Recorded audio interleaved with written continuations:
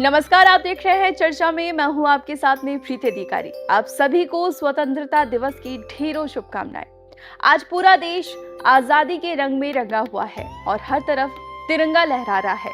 देशभक्ति के गीत गूंज रहे हैं और हर भारतीय गर्व के साथ मना रहा है भारत का 80वां स्वतंत्रता दिवस। और इस स्वतंत्रता दिवस को और भी खास बनाता है एक ऐसा गीत जो सिर्फ शब्द नहीं बल्कि भारत की मिट्टी की खुशबू, आजादी की लड़ाई और करोड़ों भारतीयों की भावना बन गया, यानी वंदे मातरम। आज देश भर में वंदे मातरम की 150 वर्ष की ऐतिहासिक यात्रा को याद किया जा रहा है। सरकारी रिकॉर्ड के अनुसार बंकिम चंद्र चट्टोपाध्याय की रचना पहली बार 7 नवंबर 1875 को प्रकाशित हुई थी। लेकिन सवाल है कि आखिर ये गीत इतना खास क्यों बन गया। सोचिए वो दौर जब भारत गुलामी की जंजीरों में जकड़ा हुआ था। देश के अलग अलग हिस्सों में रहने वाले लोगों की भाषाएं अलग थी, संस्कृतियां अलग थी, पहनावा अलग था, लेकिन जरूरत थी एक ऐसी भावना की जो सबको एक धागे में पिरो सके। और फिर गूंजा वंदे मातरम। ये सिर्फ दो शब्द नहीं थे, ये अपनी मातृभूमि को प्रणाम करने की भावना थी, भारत की मिट्टी को मां मानने की भावना थी, उस धरती के लिए सम्मान था जो हमें अन्न देती है, जीवन देती है और हमारी पहचान बनाती है। यही वजह है कि वंदे मातरम सिर्फ एक गीत नहीं बना बल्कि भारत की आत्मा से जुड़ गया। 1896 में भारतीय राष्ट्रीय कांग्रेस के अधिवेशन में रविंद्रनाथ टैगोर ने इसे गाया। इसके बाद 1905 के स्वदेशी आंदोलन में वंदे मातरम एक शक्तिशाली राष्ट्रीय उद्घोष के रूप में उभरा।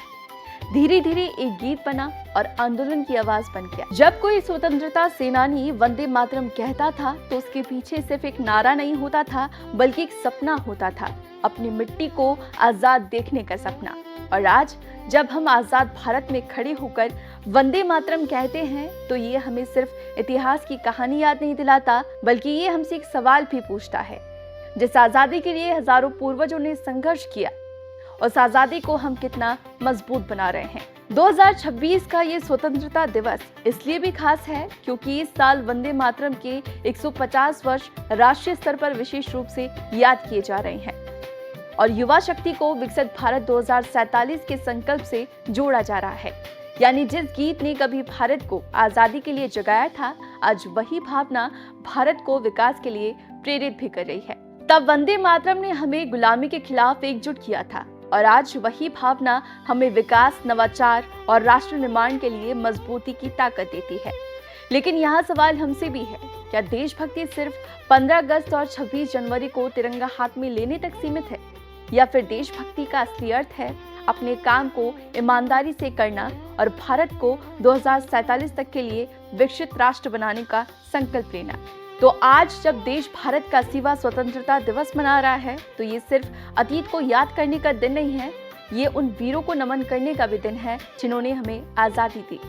तो जब आज तिरंगा आसमान में लहराए और वंदे मातरम की गूंज आपके कानों तक पहुंचे तो सिर्फ इतिहास को याद मत कीजिएगा बल्कि खुद से एक सवाल भी पूछिएगा कि जिस भारत के लिए कभी लोगों ने अपनी जान तक दी थी, उस भारत को और बेहतर बनाने के लिए हम क्या कर रहे हैं।